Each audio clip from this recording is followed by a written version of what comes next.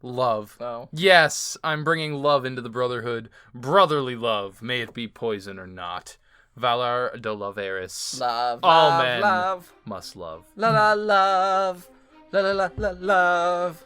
Makes the world go round.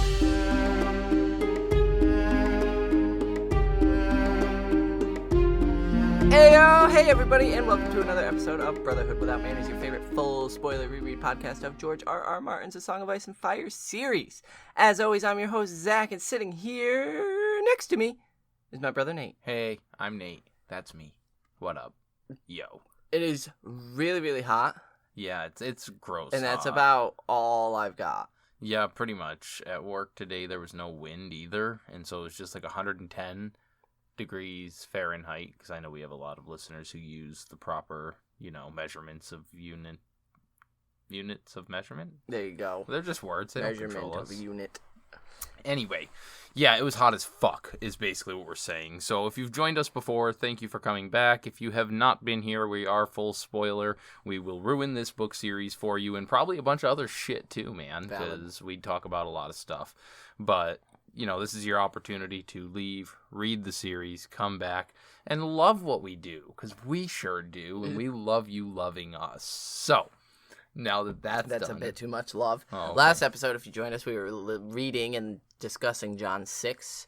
Johnny Boy was ranging north of the wall with Corn Halfhand and a small little hand-picked squad to go scout the Frostfangs, and they had made it as far as the Skirtling Pass when they spotted a wildling lookout.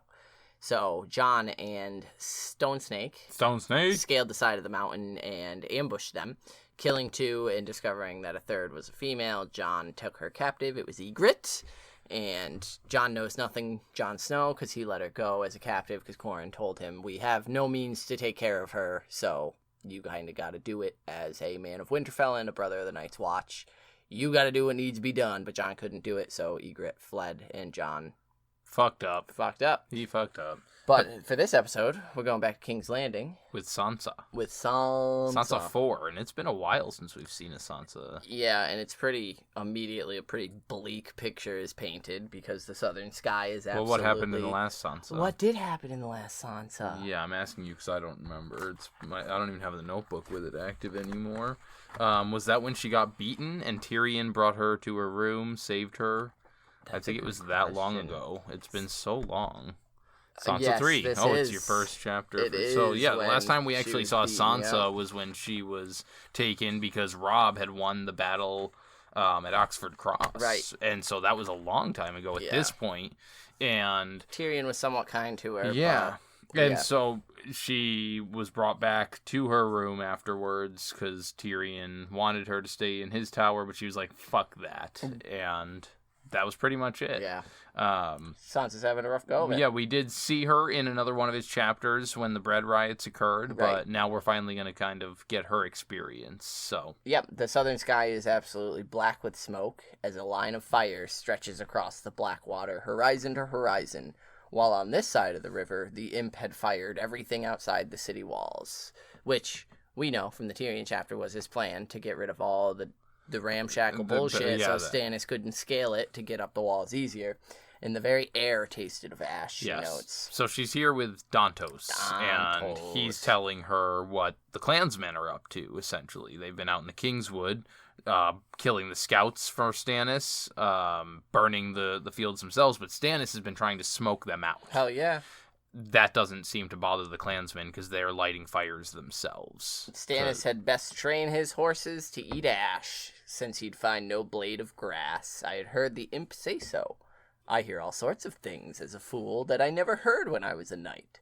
They talk as though I am not there. Yeah, so I think the only interesting thing he's really earned here was that Moon Boy works for Varys. Yeah, well, he thinks, and Sansa kind of dismisses. But yeah, I think that's an important thing of note, that he believes Moon Boy has been paid by Varys for quite some time, and I think that's accurate. And so they talk of when Sansa asks when they can leave. She's like, yo, get me the fuck out of here. She wants to go now. Now is the perfect time. The time is ripe now. But Dontos is like, nah, sweetling. Like, we could get you out of the castle, but the imp's got the gates guarded now more than ever. Yeah. Don't worry. When my friend returns to the city, all will be good. We'll get you out of here. And so he just tells her, you gotta be brave and be patient. So that's pretty neat that he's sitting here referencing Littlefinger, who we know is out of the city, because he's trying to work with Loras there. That's them. Down at the... I forget where they're at. Where are they at? What's the name of that place? Bitterbridge. Bitterbridge. Yeah. So... She thinks that the whole of the city was afraid because the last time King's Landing fell, the Lannisters had looted and raped as they pleased, even though the city had opened its gates. This time, the imp meant to fight, and a city that fought could expect no mercy whatsoever. And so Dontos eventually just asks her, as they're parting, asks for a little kiss for luck. You jumped... Well, hold up. So we're going to skirt back a little bit to some stuff that happened there. Where am I? So, I don't know, where are you? Yeah, he says that they were too heavily guarded, but then she starts... I just thought it was interesting because she starts thinking about because he says the Blackwater they can't cross because there's no boats out there. That's not happening. And that kind of, she thinks about Tyrion's last chapter where he had to go and speak with the people who owned all the boats, and she thinks how all the trading galleys and ferries and all that had been seized. The only boat that was currently out there was the King's Galley, staying in deep waters as it shared volleys of arrows back at the men on the shores, the opposite shore, because Stannis' vanguard had arrived. And you skipped over the discussion of the vanguard. The vanguard had gotten there 2 days earlier. Stannis is still on the march, but the vanguard led by Gyard Merrigan, known as Gyard the Green, has been standing on that opposite shore just fucking chucking shit. Oh, I did skip over the vanguard stuff. And so that's when Sansa reminds Dontos that Stannis has like twice the men that Joffrey has. Like, they're fucked. She needs to get out of the city now. And he's like, yeah, no, don't worry, though, because, like, we have the fleets. The boats will take care of it. And she's like, yo, Stannis has way more boats than we do. Like, what the fuck? But he starts telling her to, the gods, they'll probably come and sweep away his fleets. Yeah. Knock that shit off the map. No, you're fucking stupid, Dontos. Yeah, pray for a storm to sweep them away. Yeah, exactly. So at this point, she starts thinking about how, because he's saying that, she's worried, and so her stomach starts to hurt. Yeah. And how it's been happening more and more frequently because she's been getting more and more scared about what's going on. And she's been crying a lot. And so she's having these mood swings. And so I think it's interesting how early Martin starts painting the picture of what's going on and foreshadowing what's going to happen to her at the end. Yep. She's having these stomach pains, these cramps. She's having the teary mood swings, like all even of these... the wine stain on Dontos' surcoat. It's a red wine stain. Yeah, she's got the red stain on her bedclothes later. And so it's just this very subtle. She's completely misinterpreting them, but the signs are there that it's been happening and preparing to happen here for quite some time. Yeah, so this is when she says, the whole of the city is afraid. Exactly. And then he asks her for a little kiss for good luck. And it's gross. And she dodged his wet, groping lips and just kisses him lightly on the cheek and bids him good night. And heads out away from him. Again, thinking about how she can't stop crying lately all the time. Just over nothing. It just happens. The drawbridge to Maegor's Holdfast is unguarded, as the imp had pretty much all the men on the walls at this point, or at the gates. So Sansa could go wherever she wanted, but there's nowhere within the castle she could go where she wanted, but there's nowhere she really wants to go. It was kind of like quarantine, where, like, for those of us who were essential, being out and about, it's like, I probably could go somewhere. Probably, since I'm out and about, but then it's like, but there's not really anywhere I could go, even if I wanted to, so she goes back to her bedchamber, but doesn't enter, because the room makes her feel trapped, even when the windows are open. It feels like she can't breathe in there, so instead she climbs up to the roof, and the smoke had blotted out the stars and the crescent moon above, yet from here, she could see everything. The Red Keep, all the streets, the men on the walls. And... so I was thinking about this vision, because we've had some pretty nasty wildfires, out here in Southern California. And when that happens in this area, or The even ash. not too far, like the way that the ash and clouds build, and there's like the sun is more of a red sky, and it's just this weird dark overcast. It's creepy, and so I was kind of picturing King's Landing with that going on, and being able to see all the city and fucking Blackwater. Yeah. And, like, God, that's And gotta just be a fucking line of creepy. fire on Yeah, the and other the fire, side. absolutely. A stab went through her, and she sobbed and clutched her belly. She might have fallen, but a shadow moved suddenly, and strong fingers grabbed her arm and steadied her, and she immediately begins pulling away, saying, "Let go, let go." Get the fuck off! And it's the Hound. Of course it's the Hound. And he's just still amused that she's so afraid of him. Yeah. And he's like, "But you were happy to see me when the mob had hold of you, didn't you?" And she is scared to look at him. She's turning away. Well, that's when we finally get the first look from her eyes of the bread riots, and how she starts remembering a guy grabbing a hold of her. But am I jumping farther ahead? Yeah, I did. Yeah. I skipped the next line. Yeah, She's scared and still can't look at him, and he's amused by that. yeah, so she Oh no, yeah, you were right. I was right there. Yeah, she recalls the bread riots and the Hound saving her, how she could feel the man's hand on her, and then suddenly his fingers twitching and the hand just going, and then the Hound was a blur of steel and red The mist. red mist. I loved how that was written. Yeah. But she mostly remembers afterwards, as they were fleeing, how he started laughing. Now, she says that there was a weird transformation type thing. I didn't actually write the word that Martin used. It might have just been change, but do you think that was because he was smiling? She saw him with joy, and not like in a scared way, like understanding that he's taking pleasure in murdering people right now, but more as like she saw that he can be happy, and he's expressing that right there, and seeing that smile, true smile, break across his monster face. She's like, oh, if he's actually smiling, he's tolerable to look at. No, I think when he's smiling, he's tolerable to look at, but I think it's also raising the question of, like, the Hound is so broken that this is what's making him smile, is killing. Yeah. And, like, that's not okay. And so I think it's a little of both. Yeah, his face changes. He's not so hard to look at when he's smiling and not being cruel, but it's also only coming when he just cut down a whole lot of small folk, and the rest are fleeing before But yeah, him. so she comes back to the present, and she realizes, because she forces herself to look at him. Really look. And she's like, it's really not so much the scars and the burns. It's his eyes that freak her out. Because they're so full of anger and hatred. And she calls him, she's like, I should have found you and thanked you for saving me. I never did. You were very brave. And he laughs, and he just laughs at her, saying, oh yeah, brave. Sure, I was brave. It's easy to be brave when you're fighting. He says, a dog doesn't need courage to chase off rats. Yeah. And she hates the way he talks, always so harsh and angry. And she asks him, do you get joy out of scaring people? And he says, no, it gives me joy killing people. Spare me this false piety.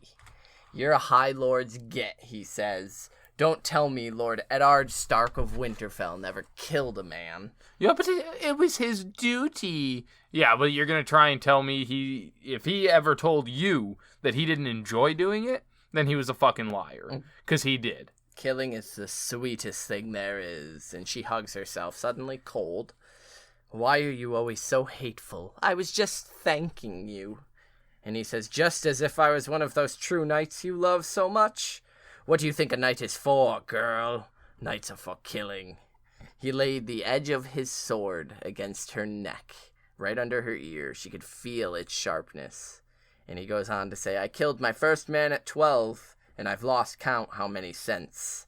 And they're all meat. And I'm the butcher. I mean, he goes on saying, men, women, children. Yeah, but so what I think is crazy here, because, the Hound, I'm a fan of the Hound, but technically speaking, what he's doing is just as fucking traumatic as Meryn Trant backhanding her and whapping her with his sword. Like, he's mentally traumatizing the fuck out of her by trying to be like, no, you're likely to die. I'm the only true thing because I kill people and that's what you're supposed to like and nobody's real. Fuck them all. Yeah. And it's like, dude, fuck. And he says, so long as I have this, and he lifts the sword from her throat, I need fear no man on earth. And that's that's the Hound. That's his control. That's his unvariable. He has this longsword, which has the power of life and death, which he just laid at Sansa's throat, clearly saying, I could kill you right now if I wanted. This is the only truth that matters in your world right now. And she thinks, except your brother. Yeah, man. Now, if it wasn't for the repercussions, I would love for her to have said that. Yeah. Like, love to have seen that. And then she thinks, and I think that this gets so undercredited for Sansa, she pegs the Hound to a T here, saying he is a dog, just as he says, a half-wild, mean-tempered dog that bites any hand that tries to pet him, and yet will savage any man who hurts his masters. He's a wounded animal, based on the trauma from his childhood of his potentially sexually, physically abusive older brother. Yeah. His father who lied and denied it to cover it up. I mean, it was a traumatizing event for him. And so he is lashing out. He's got all sorts of fucked up issues. And she absolutely nailed it. He's a wounded animal who's going to lash out whether you're being nice to him or not. And he's going to protect his masters, whoever they may be. And she's got him. She's got him fucking pegged. Yeah. And it's perfect. And she asks about the men across the river. Aren't you afraid of them? And he just says, all this burning. Only cowards fight with fire. Lord Stannis is not a coward.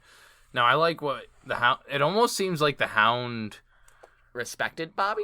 That, and almost would, like, not risk fighting him in one-on-one combat. Bobby the way B? he talks. Yeah, Robert Baratheon. And he's like, yeah, he's no coward, but he's not Robert. Robert wouldn't have let something like a little water stop him from taking this cat. Like, he had this picture in his mind of what Robert was, like, at his heyday.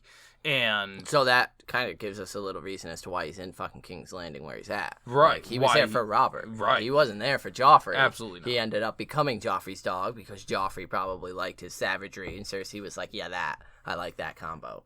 But, yeah, he liked Robert and what Robert was and the warrior Robert was. Yeah, and that's interesting that there's someone the Hound respected, and it's in Robert. some way. Like, because he bashes Robert as well. Yeah, and he's a fat, drunken king, but... But, like, the way he talks right there, no, Stannis is okay. No Robert. But he wasn't Robert. Yeah. It's like, whoa. Like, of all people to throw some respect... Sansa asks what Sandor will do when he crosses. Fight.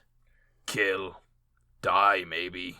And then she asks if he's afraid that the gods will send him to some hell for all the evil he's done. Now, I picture his barking laugh that he does in every other chapter, except apparently this one right there. But he's basically like, what fucking gods? What hell? Like, I've done no evil. I've killed some people. Fuck off. The gods who made us all.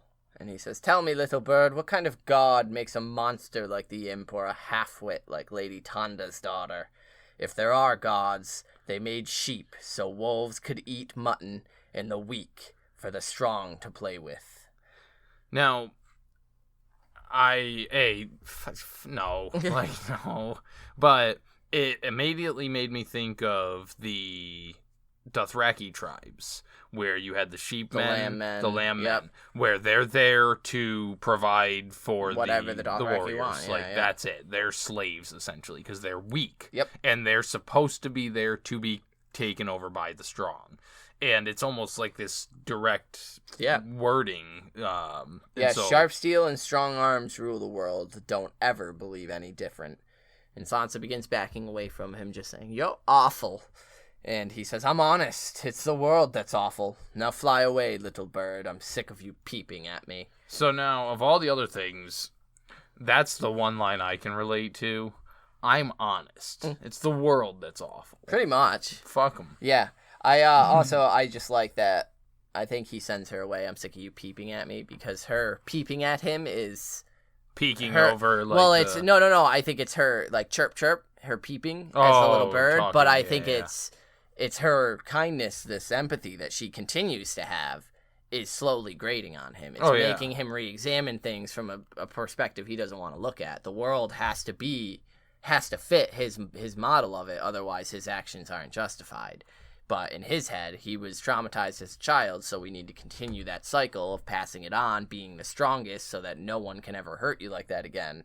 And he's continuing it with Sansa, with putting the sword to her blade. Yeah. And so I think him saying, now fly away, I'm sick of you peeping, is like, I'm sick of your pious chirping just... all the time. Like, you're too fucking optimistic. Get away from me. Go. And so as Sansa flees, we are going to convene our small council to let you guys know where you can reach us on social medias and send us emails and cool stuff like that. Yay. See you there.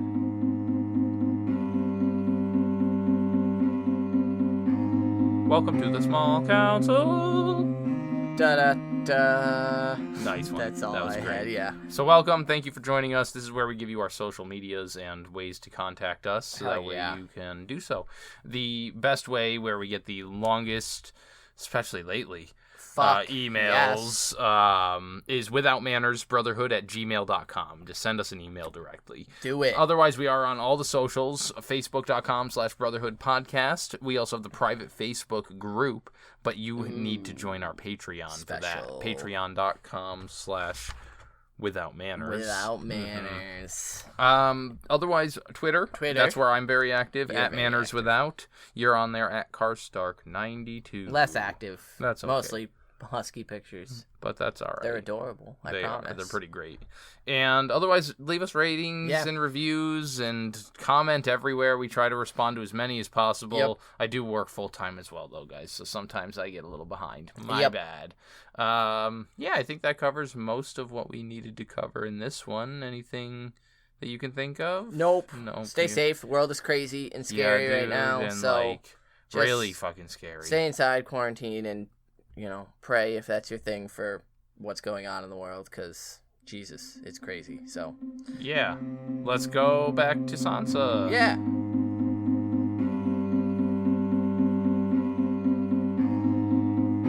Like a little bird, she flees. Fly, fly. Fly, fly. And so she notes here that she was afraid of Sandor. Clegane. She was afraid of Sandor, and yet a small part of her wished Dontos had a bit of his ferocity.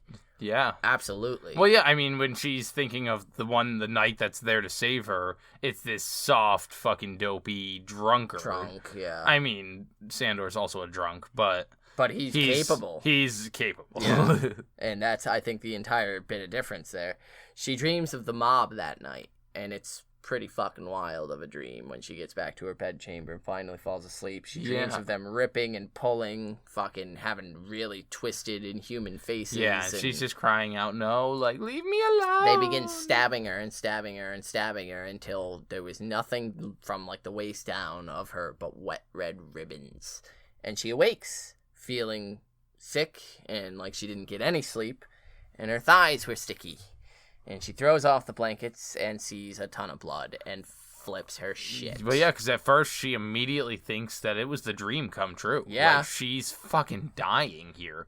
And, like, who could blame her? Yeah, no. Like, fucking wake up she's covered definitely in blood. got some like, PTSD from the bread ride. Shit, so, yeah. So she's fucking And so tripping she out goes about to it. the floor, freaking out when it starts dawning on her. And honestly, that realization is no better than thinking her body was cut in half. She goes into full panic attack mode of she didn't want this happening now. And for layman's terms, she just flowered. She had her first period.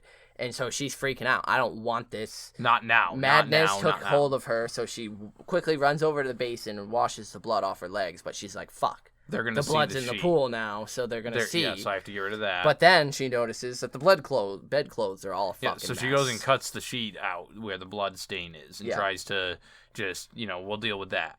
But then she realizes that they're going to ask, why are the sheets all cut up? So she has to throw the whole sheet in there. She has to burn it, she decides. Yep. So, yeah, and the whole time she's saying she has to get rid of it or they'll see. And if they see, they'll marry her to Joffrey and make her lay with him. Yeah, so we'll pause here for a second and mention the real reason she's panicking.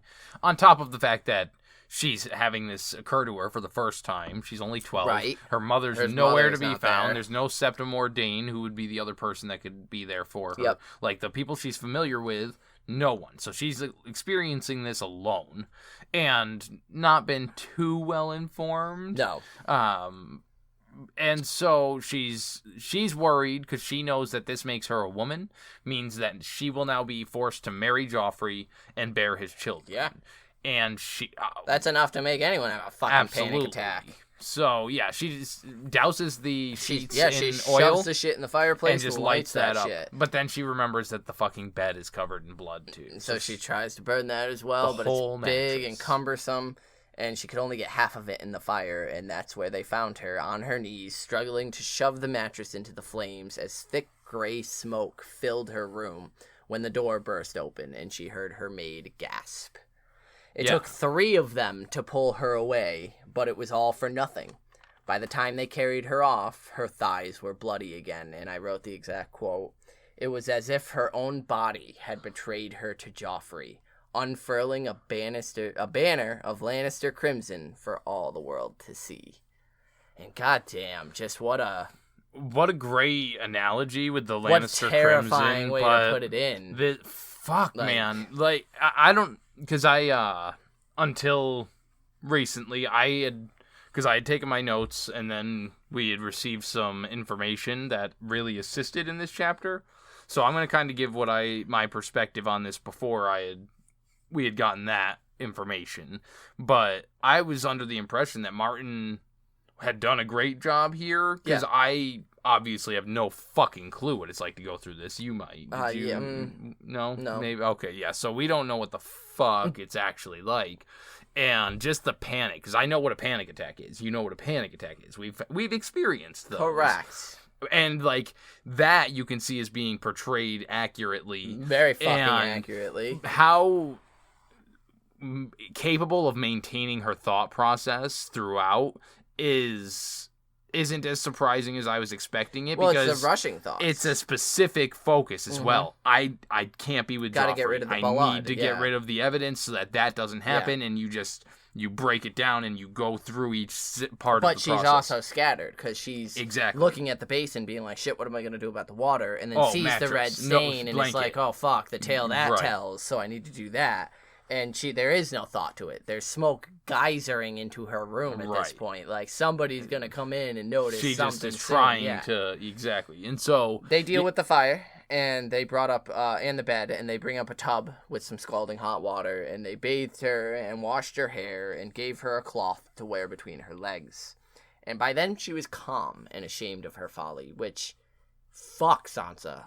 I have never been able to calm down that quickly. I think that the ashamed of her folly is the not thinking it clearly enough to where she could have, if she didn't alert them with the smoke, she probably could have flipped the mattress, done some things. Yeah, no, I like the way Martin did it, because he said, like, the line is, by then she was calm and ashamed for her folly. The smoke had ruined most of her clothes. So it makes you think, like, oh, like, she's just worried the smoke ruined her clothes. Yeah. But no, I really think it's what you said, where if I had thought about it, I could have had more time before the maids came in. Just remade my bed or something real quick and told them, like, don't take the sheets, like, I'm going to be taking a nap here in a minute, whatever.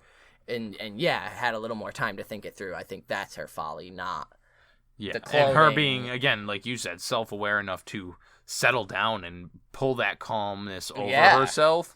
Fucking mind-boggling. Yeah, because nothing's changed. Like, she's still got to marry Joffrey and everything. Like, that's still in her thought process. But yeah, so like you said, all her clothes were destroyed, so they bring her this green wool shift to wear. And, tell her, it's not as pretty as your stuff, but it'll do. And her shoes were okay, though. So this is, I don't know if this was just Martin's way of announcing to the reader that she's going to see the queen now, but so now you don't have to go barefoot to meet with the queen. Yeah. And that's what she does. Yeah, Cersei was breaking her fast when Sansa entered her solar, and Cersei tells her to sit and gestures to all the food, asking if she's hungry, but Sansa's stomach is in knots. I know, it sounded so good. And she declines, and Cersei says, I don't blame you. Between Tyrion and Lord Stannis, everything I eat tastes of ash. And now you're setting fires as well. What did you hope to accomplish? All right, I hate this bitch. I love that line. But I fucking love that line. Like, and now you're setting fires too. You little pyro. Like, what do you hope to accomplish with this? It's so good. And Sansa, and I loved it, lowers her head and says, the blood frightened me. And Cersei says, the blood is the seal of your womanhood. You've had your first flowering, nothing more. And Sansa had never felt less flowery. Yeah. She did say Lady Catelyn should have told you about this. And I just just for her to even mention her name, it seems strange to me. Seems cruel. Yeah. Just Lady Catelyn should have warned you of this. this. From Cersei, you would expect, like, that bitch, Lady Catelyn. Yeah, so she was like, well, she did tell me about it, but I didn't expect it to be like this. Not this messy, and somehow more magical. And Cersei laughed. A woman's life is 9 parts mess to 1 part magic. You'll learn that soon enough. I fucking love that line. I think Cersei's killing it in this scene, yo. She's such a bitch. And she's like, and you'll even learn that 1 part magic is oftentimes the cause of the mess. Do you know what it means now that you're a woman? And like a fucking broodmare, it means I am fit to wed and bed and have Joffrey's children. Like, yeah. Jesus fucking Christ. And Cersei is like, yeah. But clearly, you're not nearly as interested in that as you once were. Hell yeah. Are you? I'll not fault you that. Joffrey has always been difficult, even his birth. I labored in pain for hours, and I screamed so loud I thought Robert would hear me in the Kingswood. And Sansa's like, His Grace wasn't there. You fucking cocksucker, Bobby B. And you motherfucker. Cersei's like, no, he wasn't fucking there. He would go off hunting whenever I was with child, and he'd bring me back a pelt or a stag, and I would present him with a baby. Not that I wanted him there, of course. I had Pycelle, an army of midwives, and my brother. Yeah, which I of course get the Jaime attitude in there with, they tried to prevent him from being in there with me, but he stopped and just asked, and which one of you plans to keep me out? Yeah. Suck it. Joffrey will show you no such devotion, I'm afraid. He'll never forget the day you saw your sister. Oh, Jesus Christ! I'm reading my notes jumping all sorts of fucked up. Joffrey will never show you such devotion. You could thank your sister for that if she weren't dead. Salt. So is that they haven't confirmed to Sansa as far as we know on page? Yeah, no, I think Cersei's just being a bitch there and being like, yeah, no, we don't know where she is, so let's go with she's dead. Yeah, like not give her any hope. Shit. And he'll never forget the day on the Trident when you saw her shame him, so he shames you in turn. However, you're stronger than you seem. Interesting note from Cersei. You may and you should be able to endure a few embarrassments. You may never love the king, but you will love his children. And he punishes her for Arya shaming him. Which clearly isn't just the case. It's part of it. That definitely he's a little fucking sociopath. But that's the main cause. But yeah, no, I like Cersei's reasoning. That she's putting that. Yeah, it's your sister's fault. It's Arya's and she's fault. Dead, and like that's the cruel thing there. Like, oh, your dead sister fucked you. She fucked you. You can't even blame her because she's dead. But Sansa says, I love his grace with all my heart. And Cersei's like, get some new lies, bitch. Stannis ain't gonna like that one, I promise you. Which, again, is Cersei basically saying Stannis is gonna win. Yeah. So, you're fucked. And she's like, but the High Septon said that the gods would never let Stannis take it. Tyrion told him to. Yeah. That the gods would never let Stannis take over the city because Joffrey was the true-born heir. Yeah. And Cersei laughs. A half smile flickers over her face. Fucking Robert's true-born son and heir. And yet Joffrey would cry whenever Robert picked him up. But his bastards would dote on. He would dote on, and they would laugh when he would laugh when he stuck his finger in their mouth and they sucked it. His bastards loved him. So that's where he went. Yeah, because he loved the smiles and the cheers. With friends and confidants and whores and... Just like her brother Tyrion. He has the same disease for women. For love, For love. Do you, Sansa? And she's like, everyone wants to be loved, Your Grace. No. You're skipping ahead again, aren't you? No, Tyrion has the same disease as love. Do you want to be loved, Sansa? Oh, yeah, my bad. And she's like, no, everybody wants to be loved. And Cersei is like, well, clearly flowering hasn't made you any smarter, which is fucking savage. Like, Jesus. Yeah, and so she says, I see flowering hasn't made you any brighter. Sansa, permit me to share a bit of womanly wisdom with you on this very special day. Love is poison. Sweet poison, yes, but it will kill you all the same. Yuck. Yeah, Cersei. she's a fucking savage. Yeah, she only gets more savage, too, with Blackwater, especially with Sansa. Yeah, once they're in there in the... Ellen Payne's here to kill us. Yeah, it's wild shit. Yeah, so, an intensely large chapter for Sansa. Yeah, like a lot as far of as her growth. Her development as a person. And her development with some pretty important relationships around her, Cersei. And then the Hound, and even Dontos. yeah. I especially like the Sansa and Sandor bit, but you got an inductee? I think I have to give it to Sansa this chapter. She's in basically children's prison camp, but she's at the adult prison, and she's surrounded by the warden and his fucking goons who are all allowed to do whatever the fuck they want, and she just had her first fucking period, man. Like, yeah. This poor fucking child. Yeah, it's a shitty morning. Jesus Christ, man. So I'm going to give it to her just so that she can spend the night in one of our warm caves here in the Brotherhood. Stay safe, Sansa. Stay safe. Mine is probably... Oh, man, it was hard to pick, but it's going to go to Cersei. Yeah. Because she had a lot of great lines. Some good wisdom mixed in with some extremely savage salt. But massive cunt words. I really like Cersei in these beginning chapters. Then when we get to Feast and we actually get her POV, I get a little more annoyed with her because she's extremely arrogant. But now I'd like to call you out for a comment you told me at the beginning of this episode, Too Much Love, by reading out our favorite French fry Julian's inductee. His inductee is gonna be love. Oh. Yes, I'm bringing love into the Brotherhood. Brotherly love, may it be poison or not. Valar de Loveris. Love, all love, men love. must love. La la love. La la la la love.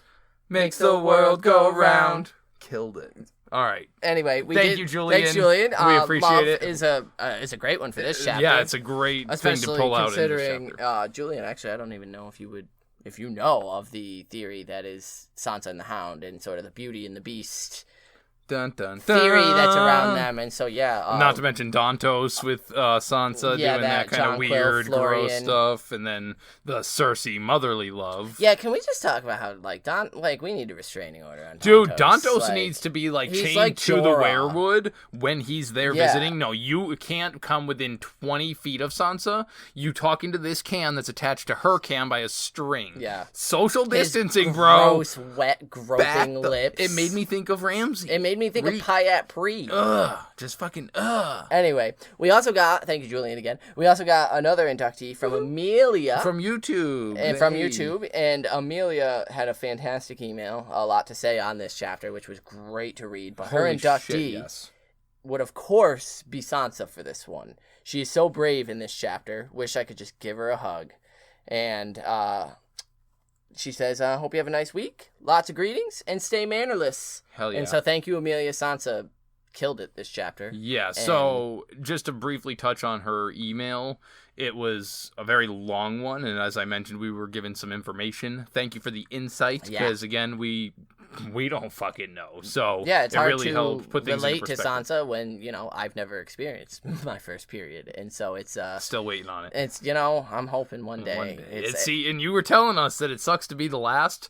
Can't we tell you? It's like my letter from Hogwarts. I'm still fucking waiting. But, no, you really provided some great insight, and there was a lot of great points you made about Sansa and Sandor, and Arya and Sandor and Arya, and how... It's not that Arya hates being a girl, it's that she hates the confines placed on her gender, and I love that point, because you're absolutely right. Arya sees nothing wrong with being female. She sees wrong with the limitations placed on her by the society that she lives in.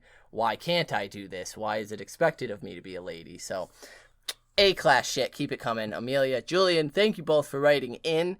If you'd like to write in, listen to the small council meeting, and you'll get all our socials. And next episode we'll be reading, is it John 7? John 7. John 7. Going right back up to John to deal with him letting Ygritte go. Yep. And then we'll be back with Catelyn, Cat, is that it? So I need to pull up some messages quick too. Just we should have mentioned in our small council as well, but here at the top of the episode, or the bottom of the episode, end of the episode, we have the ends and last chapters coming up for a lot of people. Yes. So Bran, Arya, Dany, Davos, and Catelyn. all will be their last chapter next we reach. Yes. Theon and Jon have 2 more chapters left.